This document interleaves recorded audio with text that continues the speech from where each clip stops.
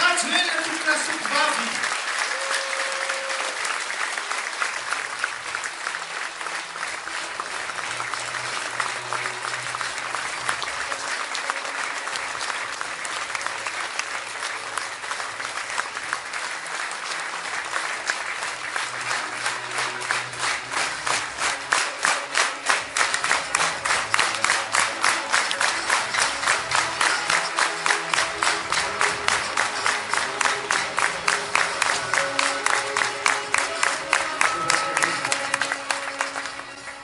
sotratsika rehetra ary ampifaliana sy ampitiavana noa iarabana ny vahoaka malagasy iray manontolo tsy vaky volo aho fa ianareo tapaka sy namana ihany koa zay manatrika itona sy ianareo rehetra ny atokantrano any vita sy voatotosa tao anatin'ny filaminana ny fividianana filoham-pireneny zay nataontsika tamin'ny fahafitony volana novembre lasa teo koa tseky ny tsisotra sy makatelina ny malagasy iray manontolo misotra ireo nametraka ny fitsokisana ka ny fidia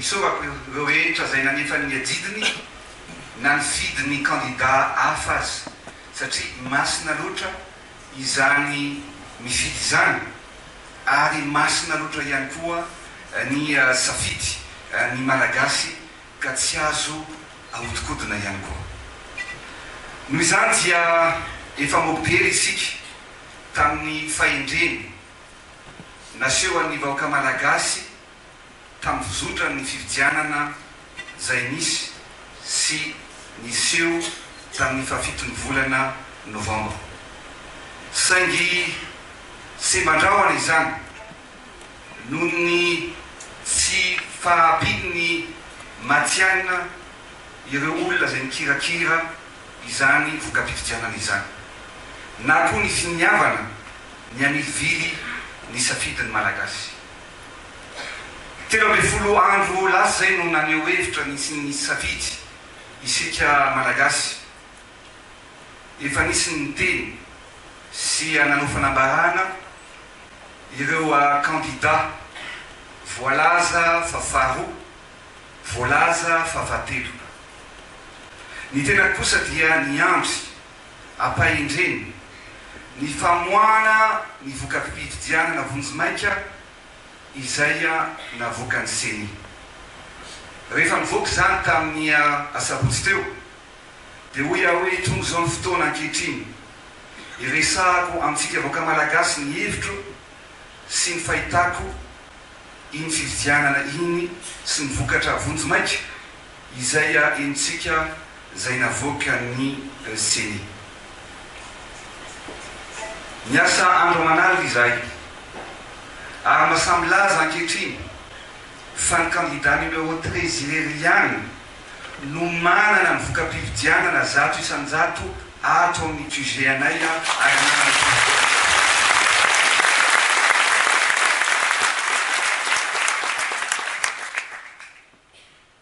masina loatra zany safidy zany olona iray safidy iray ary tsy tokony avilivily ny safidiny olom-pirenena satria adidy masina eo anatrehan'ny tanindrazana sy ny firenena ny mifidy aka ohatra vitsivitsy amintsika satria zao ny zavatra mitranga rehefa vita ny fividianana eny anatrehany reny birao fanatsaha-bato ireny dia atrehan'ny fidy na tokony andraikitra isa tokony izany voka-pividianana zany rehefa vita izany dia voaratitra ao anatin'ny PV zay hoentina eny anivon'ny SRMV zay mandrakitra na mamitina ireo voka-pividianana azo isaky ny birao fanatsaha-bato rehefa tonga ao amin'ny SRMV zany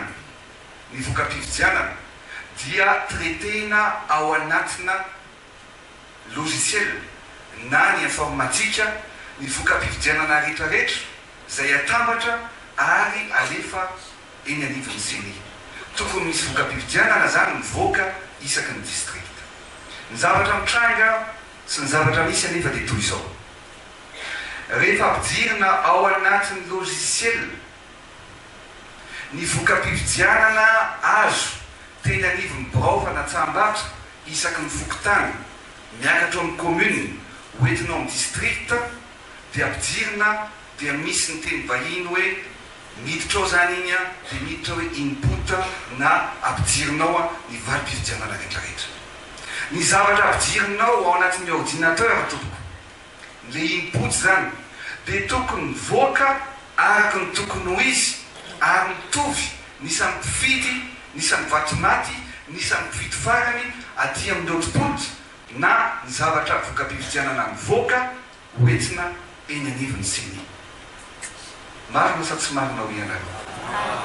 Zao areto dia manasa atsika, manasa anareo namana, manasa atsika vahoaka malagasy hijery hoe nanao ny asany araky ny tokony ho izy ve ireo tompony andraikitra isa tokony ny sahana zany fividianana zany. Hojerevantsika efa naseho ihany fa hojerevantsika ohatra ny kahany fianaratsoa. Maromaro no entiko eto fa fianaratsoa mangatako amin'ny teknisianina mba havoaka hoe ohatry ny ahoana ny voka-pividianana tany fianaratsoa. Tsy mandeha atao amin'ny écran ato le izy afaky atao amin'ny retour tsy mandeha fa nareo moa ery zany mahita dia hoazavaiko aminareo.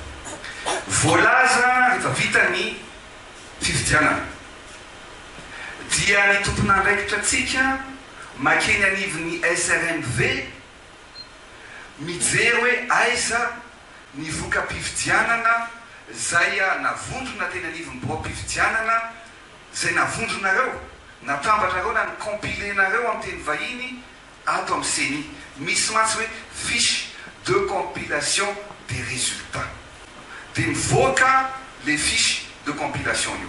Ohatran'izao zany tao fianaratsoa voalaza ny tao amin'ny SRMV fa 43 313 ny nombre de votants. Ny bulletin blanc et nul dia 2796. Raha alainao zany io 43 313 io analanao an'le blanc et nul 2796 dia manome io soratra menamena io a 40 517. Nakaiza ary natao aiza no lasa 42 033 ny suffrage exprimé. Ohatra ray zay dia hojerevantsika ihany satria nalaitsika bureau de vote par bureau de vote dia hoe nakaiza io dia tony zao ary ny zavatra mitranga. Rehefa ny saina ary ananatsika pirofo fa ny PV atsika dia manome candidat numéro 13 26 209 soit 64,68%. Lazainy zareo nefany a dia hoe 25 235 ny vato azony candidat numéro 13.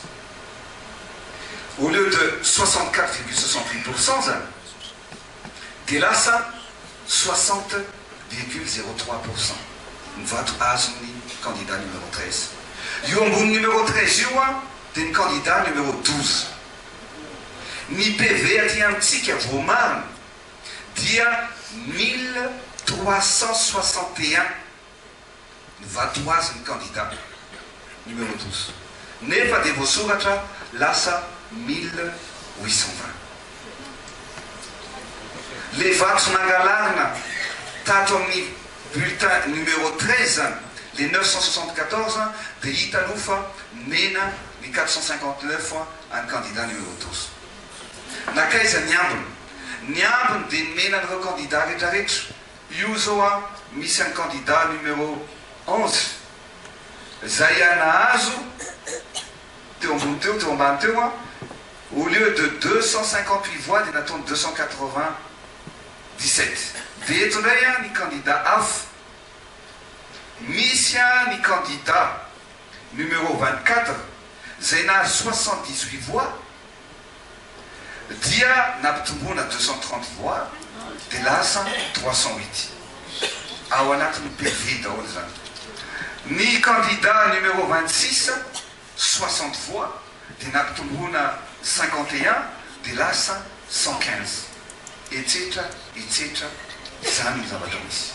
Iverenatsika dia tena amin'ny lohany teo ny suffrage exprimé zany raha ohatra ka atao fotsiny mikajikajy dia nampitomboana 4% ny isan'ny mpividy tao amin'ny districta ny Fianarantsoa. Ny isan'ny mpividy ny candidat numéro 13 dia nahena 4,65%. dia mba eritreretinareo firy districta firy ohatran'izao no zavatra natao, districta firy ohatran'izao no nangalaram-bady toy izao. Zany ny zavatra misy, zany ny zavatra mitranga natao zay tsy ampiakarana satria truqué logiciel io mbola toy ny fanazavako fa natao zay tsy ampiakarana mihoatra ny 40% ny vato azon'ny candidat numéro 13 hopofoko aminareo amin'ny atsipriany zany rehefa avy eo. Fa mba tsy lazaina hoe Fianarantsoa ihany iny anananay ato daholo fa ny akamaroan'ny districta rehetrarehetra dia misy osoka daholo toy izao. Io zao hitatsika io ny Faratsio any Vakinakaratra. Ny zavatra misy dia ohatr'izay ihany koa ataontsika aingaikaingany ity. Nombre de votants dia 56 965. Raha ny esoranao any blanc et nul zay voalaza fa 7342 dia 49 623. Nefa dia tsy tahotra tsy enatra ny tompon'andraikitra fa dia nataony 53 254 nisy mifidy. Zany hoe mbola nampiakarina ray zany 7% nisy mpifidy tany Faratsio. Alaiko mikajikajy tsotra fotsiny nitsika raha misy olona folo mifidy ataontsika tsotsotra le izy amin'izay azony olona tsara. Folo nisan'ny olona mifidy, ny mifidy any Andry Rajoelina dia 5 sy tapany. La ny premier tour zany sa tsy na ny premier tour? Ny premier tour. Fa zao ny zavatra nataony, nalainy le tapany iny aloha dia zarainy amin'le candidat kely rehetrarehetra dia lasa 5 sy 5 dia fa tsy lany aloha zany zay.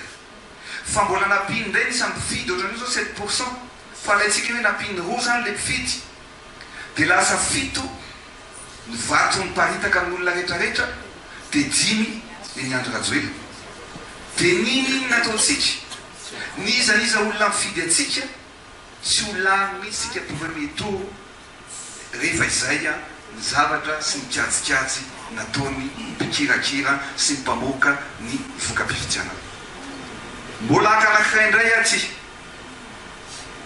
tany Fianarantsoa to Matsiatra ihany reto vokatra reto tena antsika ofisialy misy sainam-pirenena io misy logo an'ny CENI daholo avao nalaitsika.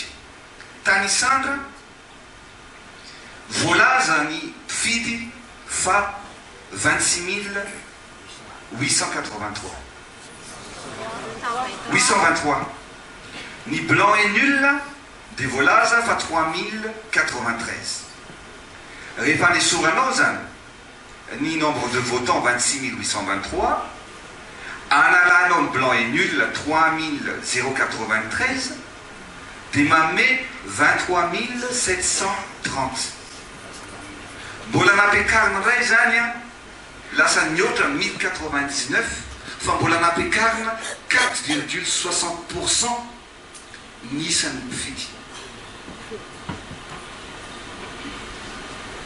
PDB maro be ny ohatra na ny exemple afaka hoentina eto amintsika.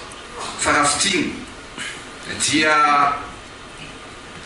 nampiakarina nisan'ny mpifidy nahena nisy ambato ny azon'ny candidat numéro 13 dia zao no zavatra misy iainatsika. Ahoana ozy izy ianareo no apa normal ny voka-pifidianana? Raha toa ka asehoantsika eo anie azafady lay vato azytsika isaky ny reny voaparitana mba hanamariantsika kely hoe iza ny candidat nahazo vato be indrindra manerana ny Madagasikara. Tany Antsiranana reny voaparitana no resako amintsika eto 68,83% ny azo ny candidat numéro 13.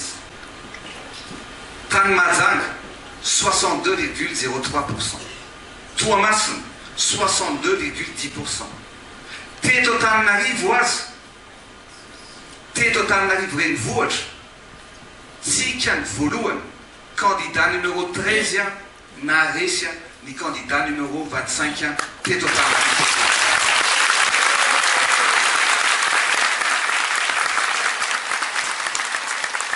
Voamarina izany ary ao daholo ny atota taratasy na navoaka ny seni aza zay mbola tsy mampitovy hevitra aminay fa mamoaka fa 43,6 ny atsika ny candidat numéro 25 any amin'ny 44% any fa na de 2% azy tsika ny voalohany. Fianaratsoa 64,12%. Toliary 79,03%. Ahoana ozy izy tsika no tsy ampavalanana ny voaka malagasy rehefa mivoaka toy izao ny voka-pifidianana, satria za dia ohatra ihany nanaraka ny voka-pifidianana hatramin'ny voalohany ka hatramin'ny farany dia avoakantsika ny le voka-pifidianana zay navoaka ny seni nanomboka tamin'ny le 8 parapatonga ny le 17. Le 8e dia voalaza isika fa nahazo 44%. Rehefa miakatra zany ny vokatra eto Antananarivo dia kenay io tena d'accord mihitsy zay hoe 44% izahay araka ny teneniko anareo teo raha eto Antananarivo sy ny manodidina dia kenay hoe tena d'accord mihitsy zay hoe io lay izy. Tonga ny deuxième jour midintsika 42%. Tsy maninona fa aloha hiakatra keliky fosa ny vokatra avy any amin'ny faritra. Me miakatra ny vokatra avy any amin'ny faritra midina 40% tsika. Miakatra ihany avy any amin'ny faritra midina ihany tsika 40,57. Dia mbola miakatra ihany tany amin'ny faritra na resentsika dia mbola midina ihany tsika 39,29. Mbola midina ihany tsika 39,19. Dia midina foana tsika miakatra ve zao any avy any amin'ny faritra dia kena hoe tsy mihetsika amin'le 39%.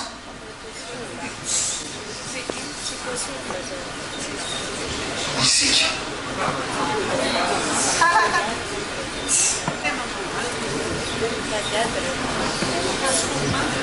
rehefa nandinika tamin'ny teknisianina izay namakafaky izahay hoe inona no mahatonga an'io. Mahatonga an'io dia le zavatra nytenentsika tamin'ny voalohany. Rehefa miakatra plus de 50% ny candidat numéro 13 dia ampitombona ny sampividy dia zaraina ny vato dia mijanona eo amin'ny 40% foana isika. Truqué logiciel io zay zavatra ampidirinao dia laingany avoakany le teneniko hatramin'ny voalohany hoe rehefa mapilika ianao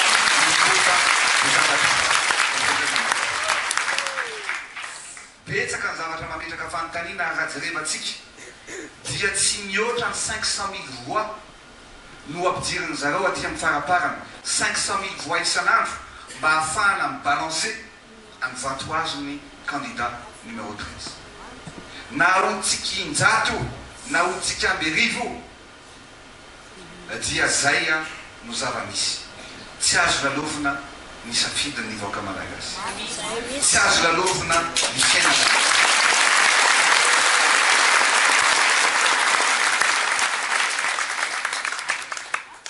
Ny zava-misy be dehibe ny zavatra mitranga, ny zavatra mitranga dia nampiseho isika ary tena nanao investissement. Ny vidy telefona nalefa zay tokony hanenika ny borao-pividianana manerana ny Madagasikara. Ny zava-misy anefa dia nanao fanambarana ny tompon'andraikitra ampikirakira ny fividianana hoe tsy azo atao ny makasary any amin'ny borao-pividianana na mandritra na ao anatin'ny fanisambato.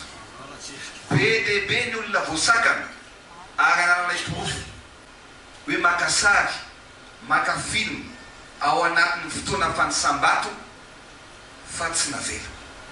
Inona antika zany vita ny fanisambato fantatra le izy hoe misy zavatra feninao. Zay ny zavatra voalohany.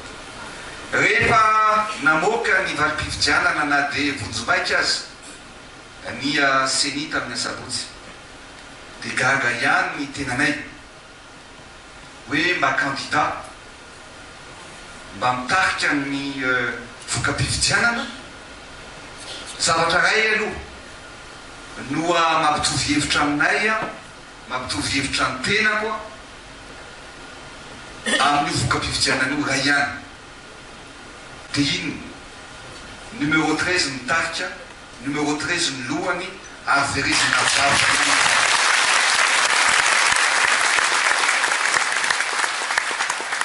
Zay mampitovy atsika, zay ihany mba ekenay mitarika zay voalohany zay fa tsy amin'io salanisy io. Zay ny zava-misy. Dia garagara ihany izay raha ohatra ka namoaka ny voka-pividianana ny seni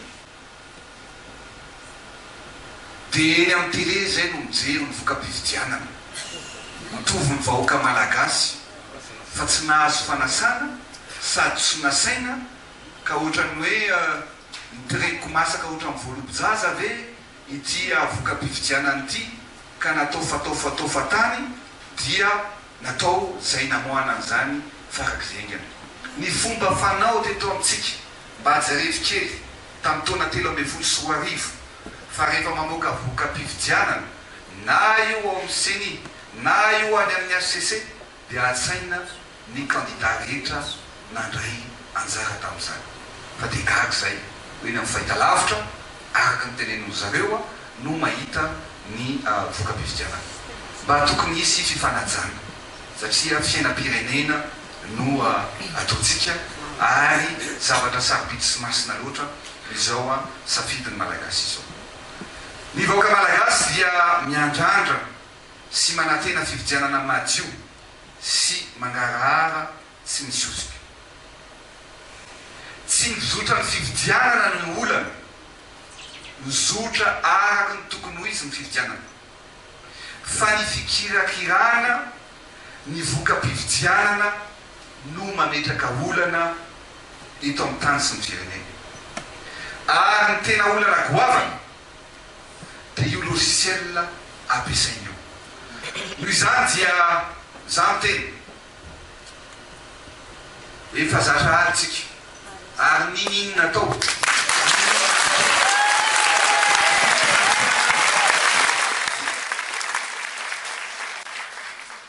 koa mangataka ny isika rehetrarehetra mba hifanometana isika rehetra ampanjaka ny tena marina. Tsy miendrika korotana ny vahoaka malagasy. Ny zavatra rehetrarehetra dia ataontsika ampahendrena sy ampamendrehana. Zay mantsy ny sasany raha mivoy ny fandravana, ny fankalana isika ny fitiavana ary ny fitiavana zay no tsy andresena sika.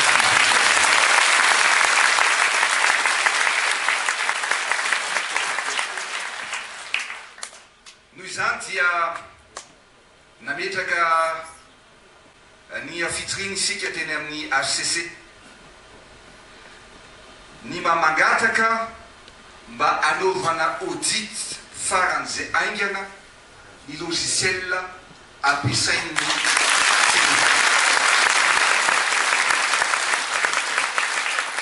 efa nanafatra expert ao amin'izany koa tsika raha ilaina diatsika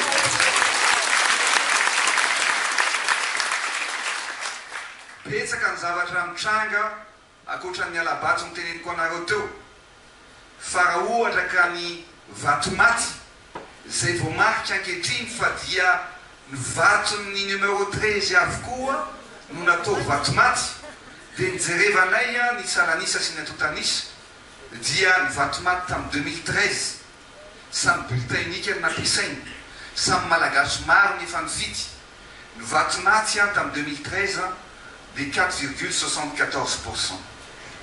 Ny tamin'ity 2018 ty dia 7,32%. Zany hoe lasa be dia be ny vatomaty tamin'ity fividianana nandeha mitoraky ity. Rehefa nijerevana reo vatomaty reo dia ny candidat numéro 13 ka nangataka koa isika eo anivon'ny CENI mba hampanao ny confrontation efa voahomana daholy jerevana PV par PV ary jerevana daholy amin'ny vatomaty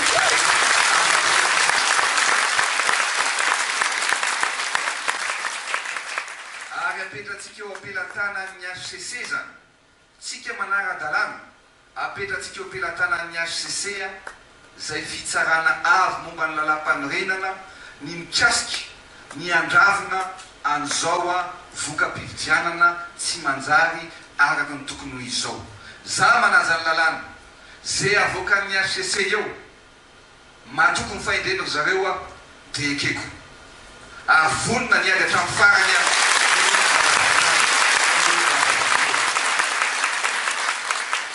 mangataka koa izay nefa nao anatin'izay satria miconstitue infraction pénale ny fangalaram-bato fahosadina mahazeeza olona rehetrarehetra zay nanodikondrona ny safidy-bahoaka.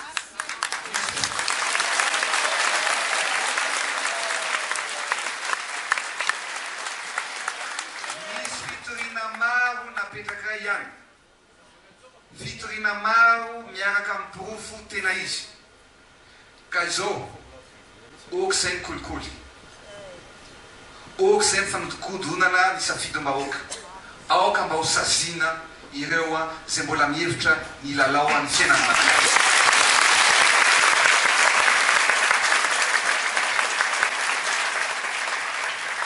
Afaka fito andro eo farafahelana dia tokony se prononcer ny fitsarana avy momba ny lalam-panorenana. Iandro ampitoniana an'izany tsika rehetrarehetra fa matokisinareo raha mbola iandry numéro 13 mitaky nareo sy horetsika hofantinaretsy